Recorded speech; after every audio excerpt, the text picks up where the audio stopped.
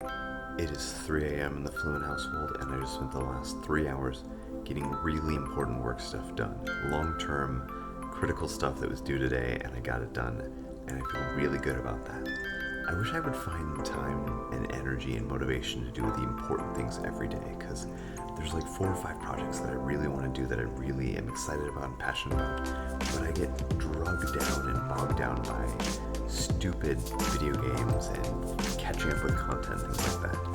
One of my worries is actually that doing this vlog and taking hours and half hour every day to do this content is actually getting in the way of those long-term things. But as I've seen before with my MBA and with other parts of my life, getting rid of something doesn't necessarily mean you get all that time and energy back. And so I'm very hesitant to eliminate this, thinking that, oh, now I'll go work on something else instead.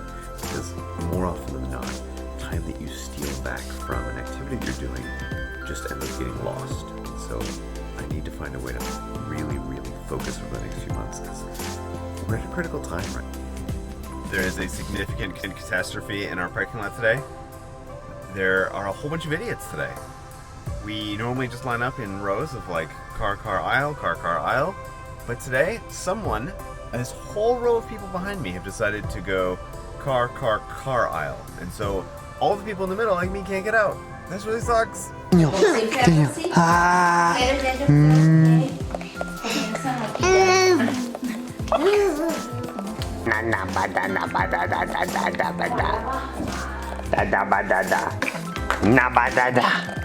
Stephanie, do we need baby and car stickers for our cars? I think we don't, because I think you and I have both learned that someone that has a baby and car sticker really can't be trusted to drive anywhere.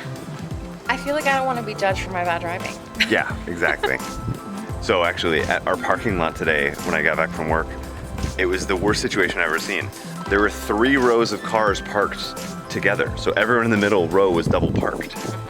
And I was in the middle row, but fortunately the person right in front of me was leaving at the same time I was, so I was able to get out, but Wow. The person next to me was stuck.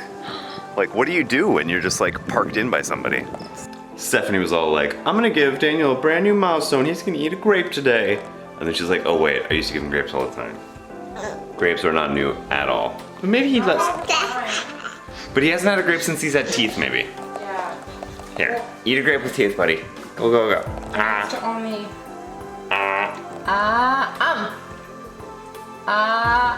Yay! Yummy!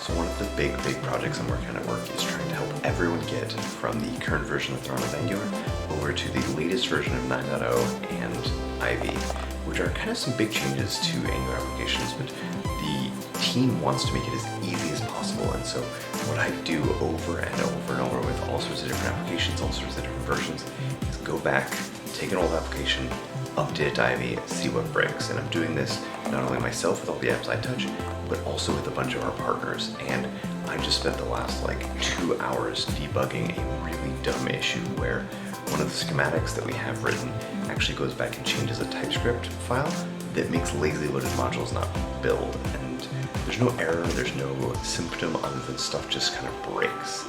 And so tracking this down, creating a reproduction that's useful was ridiculously hard. And so I feel like I did something hard, I did something important, but it's so not strategic in the long run. It's so, I wish that these issues didn't happen at all. But we have a real issue following GitHub, so hopefully that gives the team enough to actually go and fix this now. The other project I've been spending my evening on is trying to help Stephanie rock and roll her Beauty Clicks website. It is coming along, and hopefully we can launch in the next month or 2.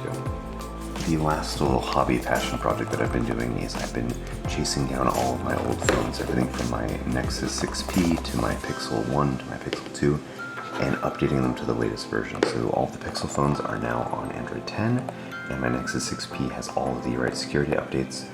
So if I ever want to go back to any of these phones, they should be ready to go.